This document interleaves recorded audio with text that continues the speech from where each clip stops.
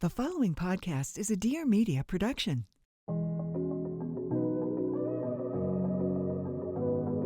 Hi everyone, welcome back to the Real Stuff podcast and another episode of our sub-series called Don't Hang Up, where I pick up my phone and I call loved ones and people in my real life and I urge them, please don't hang up, while I ask them deeply personal questions and get them to open up about topics that likely make them uncomfortable. Today, we're calling my dad Jimmy Fink again. We called him last time, but I've got a lot of things to talk to him about, and I just want to give you a little bit of background before I dial him up. We're going to be talking about his family business, which is called the Fink Baking Company. Before he was a radio guy, he was a bread guy, and actually my whole life, I knew him as the bread man. My grandpa, actually it was probably my great-grandpa, I'm going to let him explain who started what, but there was a bread factory in Long Island City, and I'm not talking, it wasn't like a bakery storefront, it was a factory that had vats of dough and they were pumping out rolls and loaves of bread. Literally my whole childhood was spent taking papers from this bread factory and playing work with my sister, where we would be at a fake cash register looking at papers that said, you know, I'm taking 10 loaves of rye bread, 2 sourdough, and 3 whole wheat, because we were in the bread business. And my dad worked under his dad with his brother, and they were running this bread factory that was delivering loaves of bread and hot dog and hamburger rolls to all around the New York area. They were delivered to Yankee Stadium and hospitals, and my whole childhood was about bread. It's so ironic that I have celiac disease now because I'm a bread girl through and through. But I remember for Bring Your Daughter to Work Day, we used to go to Fink Baking and we would go inside. If you can imagine the smell of fresh bread baking, that's what my dad always smelled like because he lived inside this factory. And one of my favorite parts of my childhood was for show and tell, my dad's bakery would always make us these loaves of bread that were shaped like animals. And I have a distinctive memory of this lizard-shaped loaf of bread coming to my kindergarten classroom. So now I'm going to call him because all that glitters is not gold. And when you work with your family, there can be a lot of turmoil. So I'll let him tell it. Hello. Hi, Dad. Hi.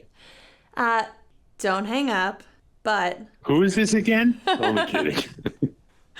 This is your daughter speaking. Okay. It's my daughter. I have the urge to talk to you live on the podcast. Welcome, you're live. I'm live, okay. To talk to you about your family business and all that happened there.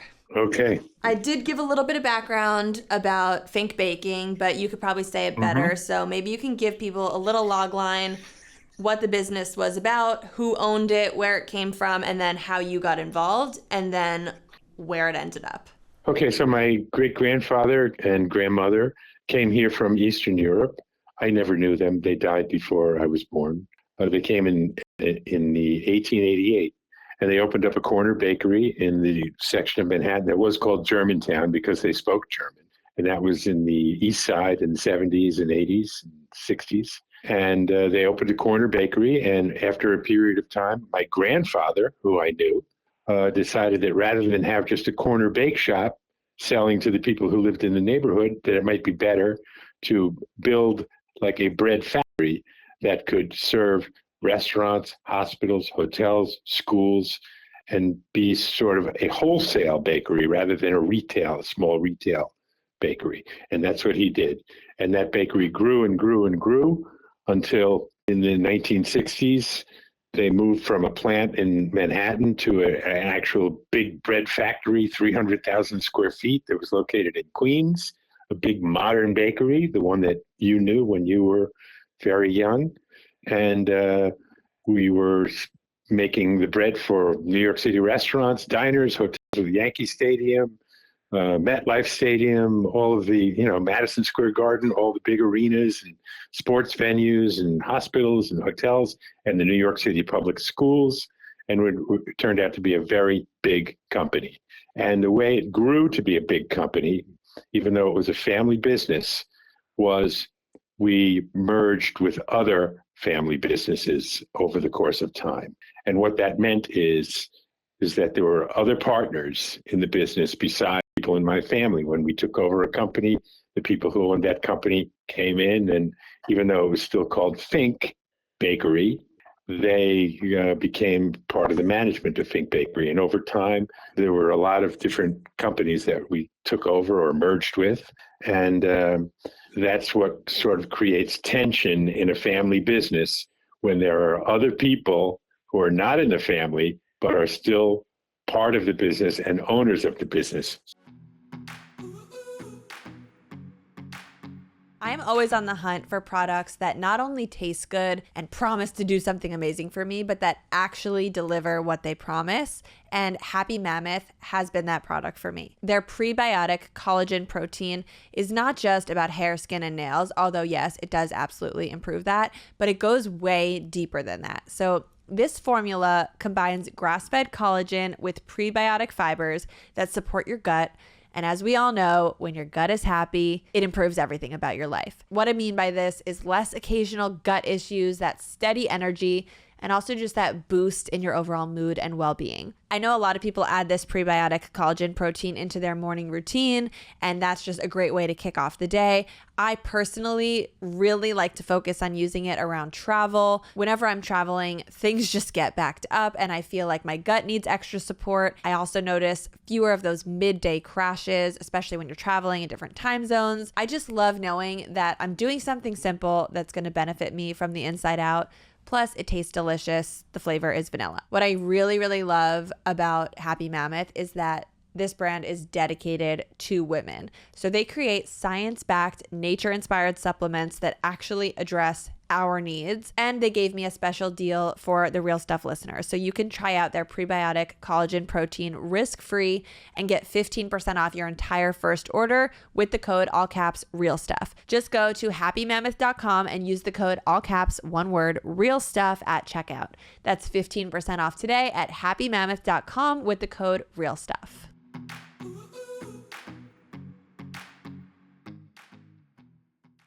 So, in the late 1970s and early 1980s, my brother and I decided to buy out all of those people and take the company just private back to the Fink family itself. And we did that. And I also was working on the radio starting in 1970. And so there was a time when I was working full time at both places, and it just couldn't keep going like that. So I sort of backed away from the bakery as far as being a full-time employee there, and was an owner. But I said, I guess you might put it, that I just worked on the corporate level. I didn't go into the day-to-day operation of the business because I was really a radio personality in New York, and I couldn't do both. But even though I still retained my ownership in the bakery, my real career was in the radio. And so family businesses can cause tension because there is a third brother, and he was among the people that we bought out also. So, and my dad passed away when I was 16 years old. And so this was part of the thrust of buying out other people, because actually the president of Fink Bakery was not a member of my family, because he was one of the companies that we took over before my dad died. And when my dad died, he sort of took over the bakery. So that's why my brother and I decided to buy out everybody else and bring the company back to the Fink family. I'm the youngest brother. My middle brother and I are the ones who bought out our oldest brother. Okay. My oldest brother is 10 years older than me. And did your oldest brother want out? I think he wanted out. There was tension. There was tension in the family. Family businesses sometimes cause tension in the family.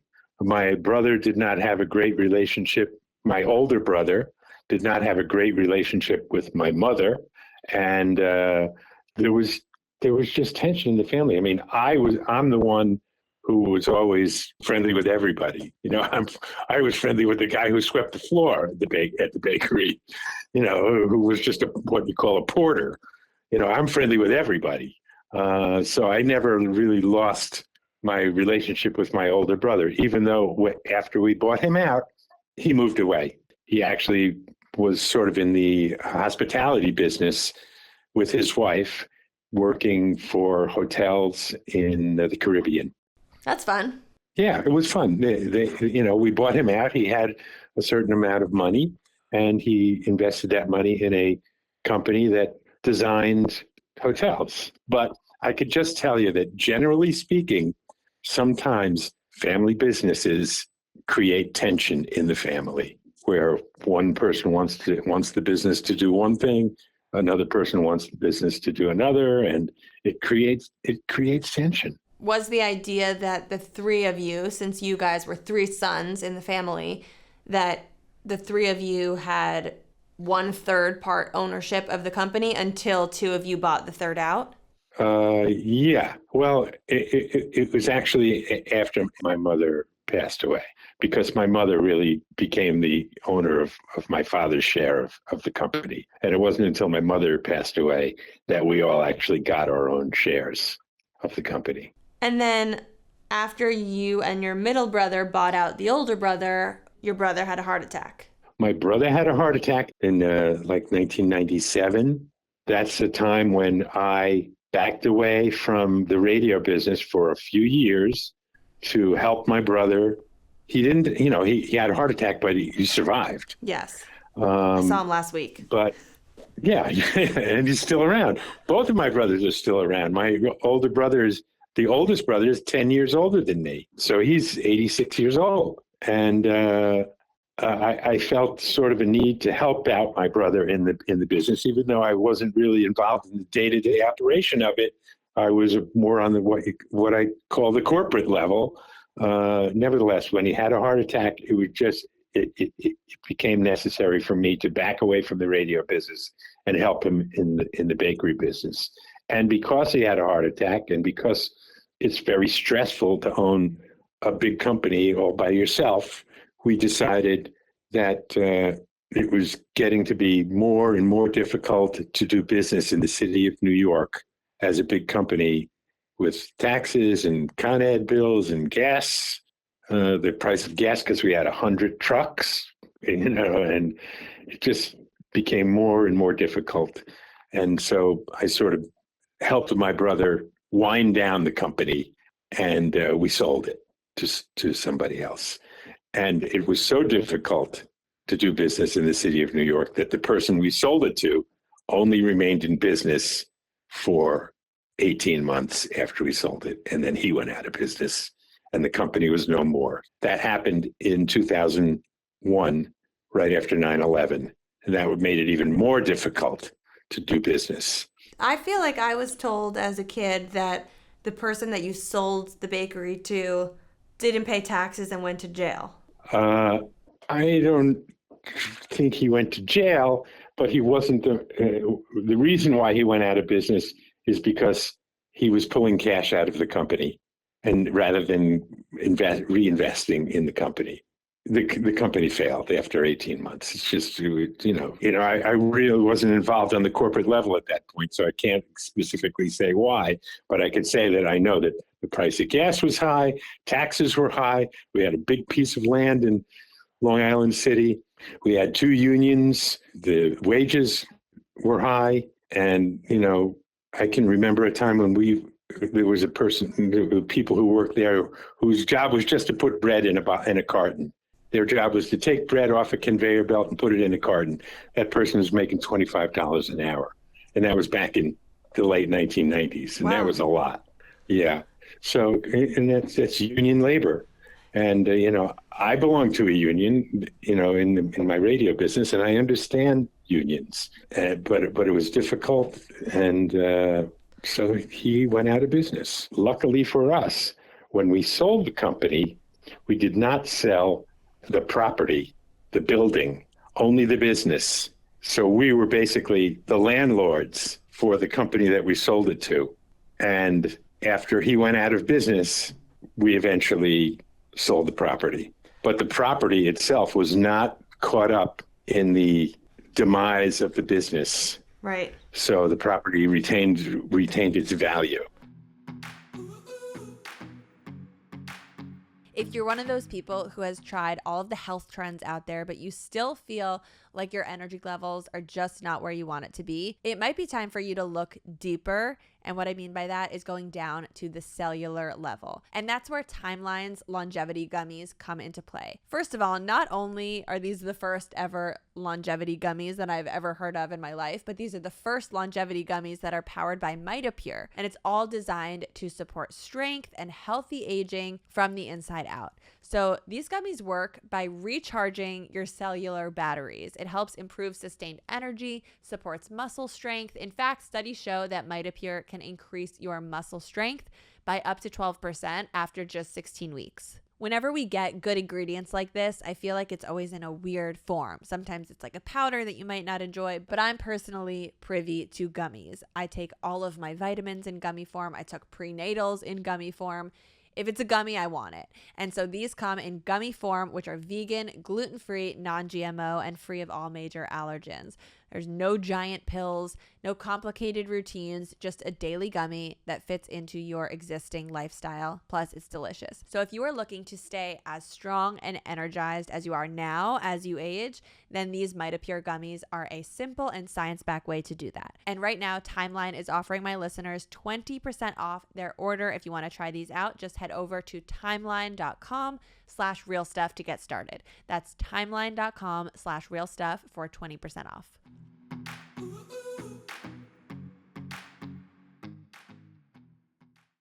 So I don't mean to put this on you if you didn't feel this way, and I hope this isn't a mean thing to ask, but when there is a family business that's passed down from 3 or 4 generations, and then you are part of the generation that ends it, that can't carry it on.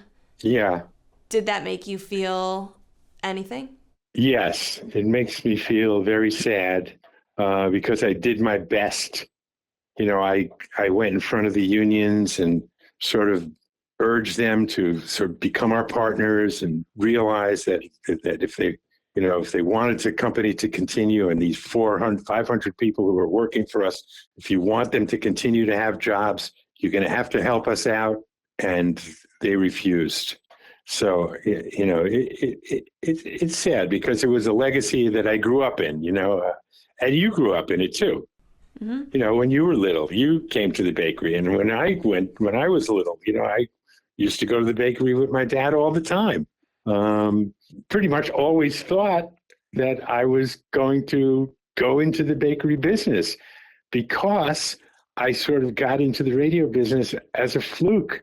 Many people don't know, you know, that I sort of got my radio job just in error in a way. I called the radio station to make a request. I was connected to a vice president of ABC at the time. I knew a lot about music. I was very into music. And he started asking me lots of questions about music and basically offered me a job. And that sort of changed my career path all of a sudden. I had a summer job when I was in college at a radio station. I eventually did college radio. And when I got out of college, when I was still in college, I continued to work at the radio station. I went to school in Washington, D.C. and commuted back and forth to New York every weekend to keep my job in radio so that I would have it when I graduated from college. And as I told you before, I worked in the bakery and for the radio station for about seven years, working both jobs before I decided to leave the bakery behind, just be there on what I would call the corporate level and be full-time, have a full-time career as a radio personality. I've heard you say family businesses are fucked up. They can be. Like, I wouldn't say they are, but I say they can be. Sorry, actually, that was the quote. It was, family businesses can be fucked up. This was a quote from an unseen episode of The Real Stuff. I actually, for people who don't know, I did a trailer of The Real Stuff, or I did like a pilot episode with you. And we recorded it before it was even called The Real Stuff. We recorded it as a sample, and then I edited a little sizzle reel, and that's how we got the show started. And you said in that family businesses can be fucked up. And so I guess my question is, what are your biggest takeaways and learnings for people out there who might be in a family business? How can you make it work, or what would you say was the biggest demise? Well, I think the reason why they can be fucked up is because as the generations grow, different members of the family have different priorities. My brother had a son. I didn't have any children for a while, as we discussed in a previous podcast.